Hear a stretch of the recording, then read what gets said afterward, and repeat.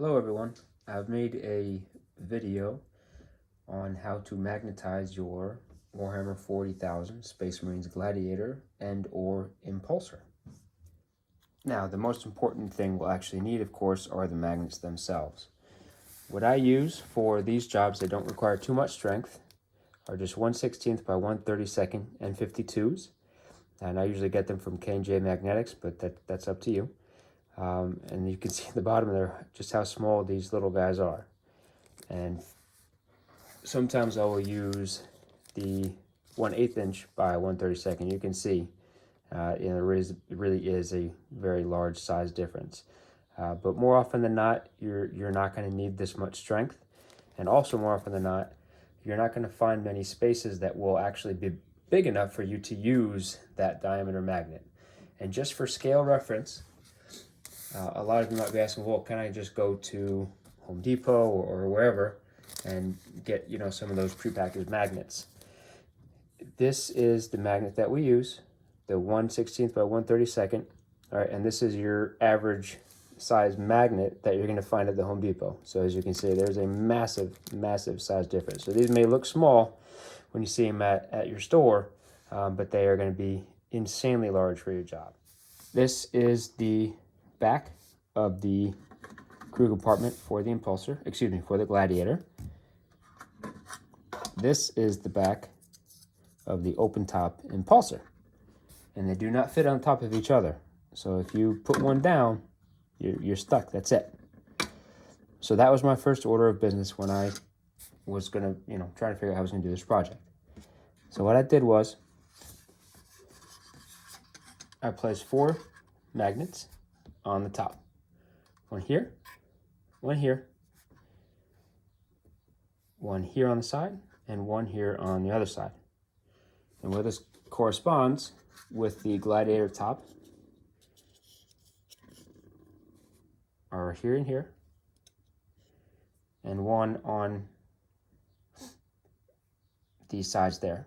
In hindsight, I should have gone further back for more strength and more balance, but it really didn't make all that much of a difference. I also thought about putting in the back, but I ended up just going on the top. And for the top for the Impulsor, which would simply just fit right there, same thing as the Gladiator, you just put 2 on the top. One here and one here. And I'll show you how it works. Magnets literally just stick to each other with just enough force that it will stay put. And if you decide, you know what, I need a different lineup for this battle, I need my Gladiator, goes right on, and it will stay on. It will stay on. It's still flush, it still works. All you did was swap out one part on the top to give you different options in battle.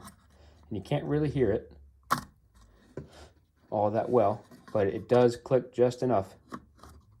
And when you do it, you'll feel it. You'll feel it kind of grab at itself, which lets you know that it's in there. The other parts that were magnetized, believe it or not, were only the side sponsons. This kit really does fit very well together by itself. The sponson mounts, for example, come with basically mounting holes on each side, and they fit right in. So all I had to do was actually magnetize the mounts on the sponson guns themselves. And this is the small one. There are 2 different size sponsons for this tank. You have your larger one, which holds your multi-melta and the, I'm not sure exactly what it's called, but the quad bolter. That holds this one. And I chose not to drill this one. You could very easily just put one little hole in there, put a magnet, and put one right in there, and you'd have yourself a nice old time, but these things fit so properly together that I just didn't see the point. It's already not going anywhere, so I did not bother to do that, but you could. For the little ones, however, it was more necessary to do, because you do have two different weapon options. You have a storm bolter or a combi bolter, and you have your rockets here. What I did was I basically took my hand Dremel, I widened that hole to 1/16 of an inch, which really didn't take all that much, and I put the magnet in the top. I took the sponson mount itself and I shaved off the little nipple there, drilled it in, and installed a magnet of the opposite type. And there you go. They fit right in with each other. Slide it in and put on your cover. I did not magnetize or glue these at all. They do a good job of staying at themselves. And you want to change it out, you just take it off.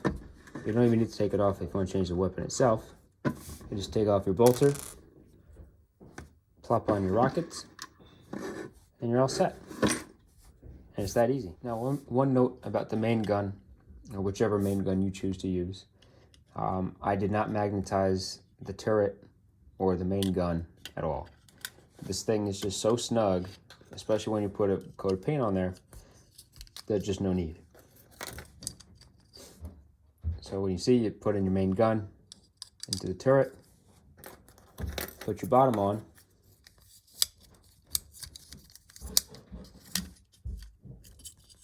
and this one is not going anywhere. You do not need to waste any time or money trying to get that thing in there, and that way you can swap it out properly. Same thing with the hatch. Plop it on, it's also not going anywhere. The only thing I did magnetize up here is one of the antennae, and it's more for storage reasons than anything else. This thing is just, it comes up too high, you know, so it's going to be difficult to store safely in a lot of our cases.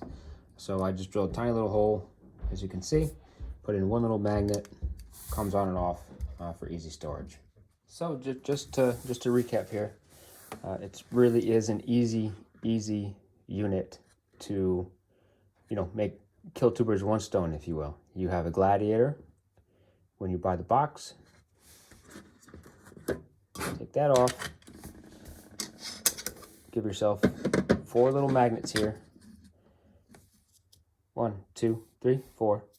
And you have yourself an entirely different unit for the same price of admission. All right? So don't go out and buy your Impulsor if you already have a Gladiator, because guess what? You have both in the same box. All right? Again, just the last little thing. Size magnets that we used are 1/16 by 1/32. You're going to need this. You're going to need a little hand drill, and that really is it, and some super glue, and you'll have yourself a grand old day. All right, thanks for watching.